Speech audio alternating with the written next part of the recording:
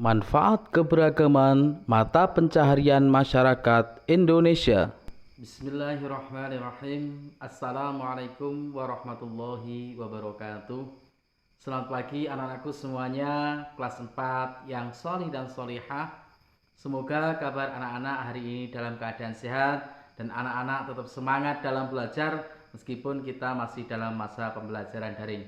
Anak-anakku semuanya, kelas 4 yang saya sayangi, hari ini kita akan belajar pelajaran PPKN, Pendidikan Pancasila dan Kewarganegaraan. Untuk itu anak-anak persiapkan buku kalian, buku LKS PPKN. Silahkan kalian buka halaman 3. Sebelum kita mempelajari lebih lanjut mengenai pelajaran hari ini, kita akan berdoa bersama-sama. Silahkan anak-anak mempersiapkan diri untuk berdoa. Kita akan berdoa agar diberi kelancaran dalam pembelajaran hari ini. Berdoa mulai. A'udzubillahiminasyaitonirrajim. Bismillahirrahmanirrahim. Alhamdulillahirabbil alamin. Arrahmanirrahim. Maliki yaumiddin.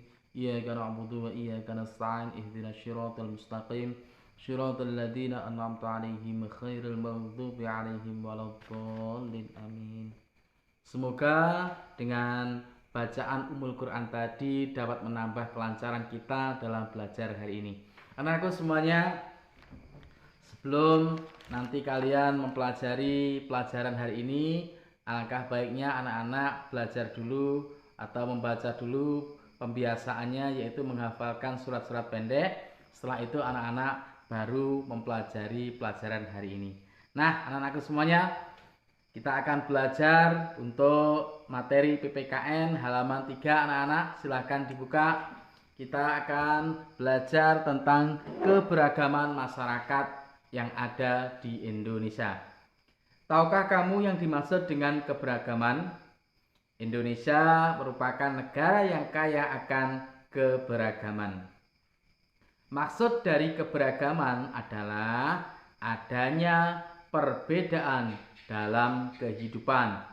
Keberagaman dapat berupa keberagaman perbedaan suku, ras, agama, bahkan pekerjaan. Itu adalah keberagaman yang ada di Indonesia.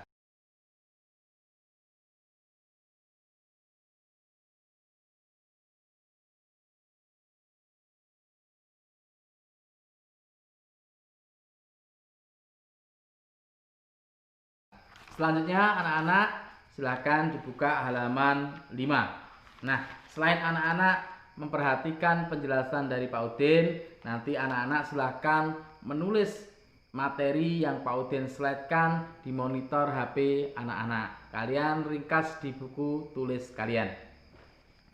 Kita mulai dari yang A, manfaat keberagaman mata pencaharian masyarakat di Indonesia. Indonesia merupakan negara yang terkenal kaya akan keberagaman. Bentuk keberagaman tersebut salah satunya adalah keberagaman dalam mata pencaharian penduduknya. Karena Indonesia ini sangat luas anak-anak, dari Sabang sampai Merauke, ada yang tinggal di daerah pegunungan, ada yang tinggal di daerah dataran rendah, ada juga yang tinggal di daerah pesisir pantai. Maka terjadi keberagaman mata pencaharian dalam kehidupan sehari-hari.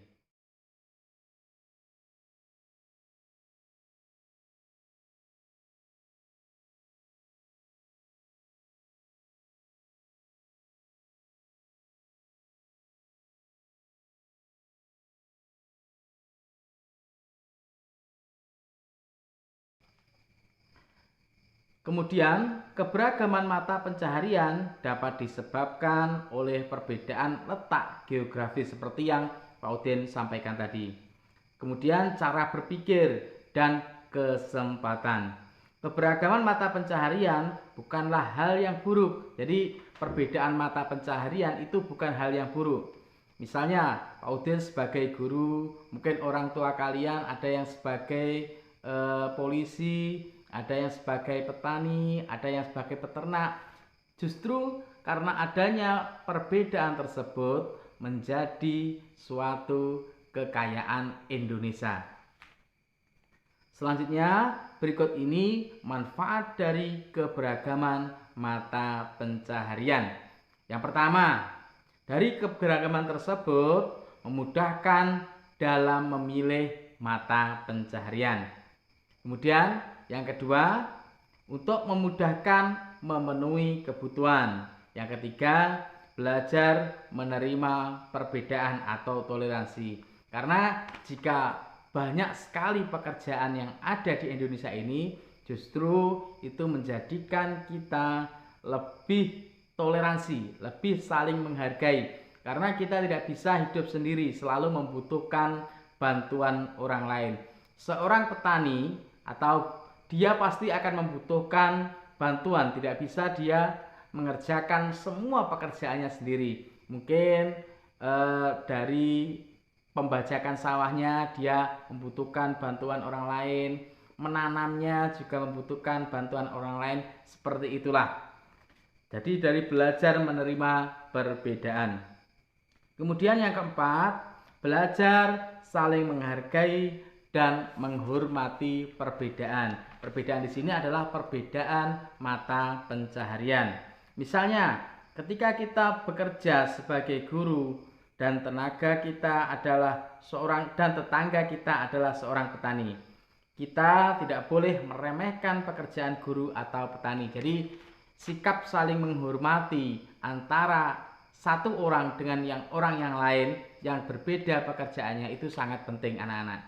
Karena kita sebagai makhluk sosial tidak bisa hidup sendiri, selalu membutuhkan bantuan orang lain. Yang kelima, belajar bersosialisasi atau bermasyarakat. Adanya keberagaman mata pencaharian dapat kita jadikan sebagai alasan untuk bersosialisasi dengan sesama manusia. Kita dapat saling berbagi pengetahuan atau pengalaman mengenai mata pencaharian orang tersebut. Misalnya Pak Udin sebagai seorang guru, kemudian mungkin orang tua kalian sebagai dokter, maka ada saling membutuhkan. Pak Udin bisa belajar dari orang tua kalian, belajar hidup sehat, belajar cara merawat kesehatan, dan orang tua kalian mungkin bisa belajar dari Pak Udin bagaimana cara mendidik anak yang baik, bagaimana cara melakukan pembelajaran yang baik, seperti itu. Jadi saling membutuhkan. Selanjutnya yang keenam, saling melengkapi antara sesama. Tidak semua hal harus sama atau seragam. Suatu perbedaan dapat membuat kita memiliki rasa empati. Empati itu toleransi yang tinggi. Kita dapat saling melengkapi antara sesama. Jadi misalnya anak-anak, di dunia ini atau di Indonesia ini misalnya semua orang pekerjaannya petani semuanya, maka kita akan kesulitan ketika kita sakit. Kita akan butuh seorang dokter untuk perantara menyembuhkan penyakit kita. Ketika semua orang menjadi dokter, kita juga akan kesulitan karena mungkin tidak ada guru yang membimbing anak-anaknya mungkin. Nah, seperti itu anak-anak. Jadi sikap saling toleransi ini sangat kita butuhkan untuk melengkapi hidup yang lebih baik.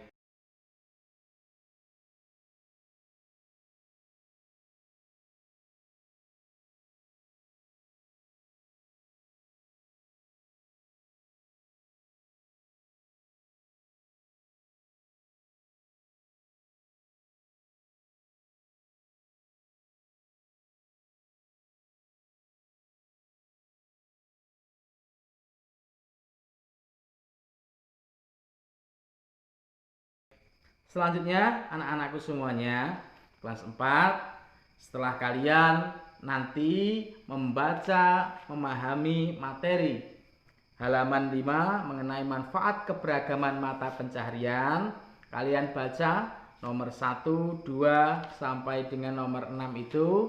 Setelah kalian pelajari, silakan anak-anak mengerjakan tugas nomor 1 sampai dengan nomor 5 halaman 6.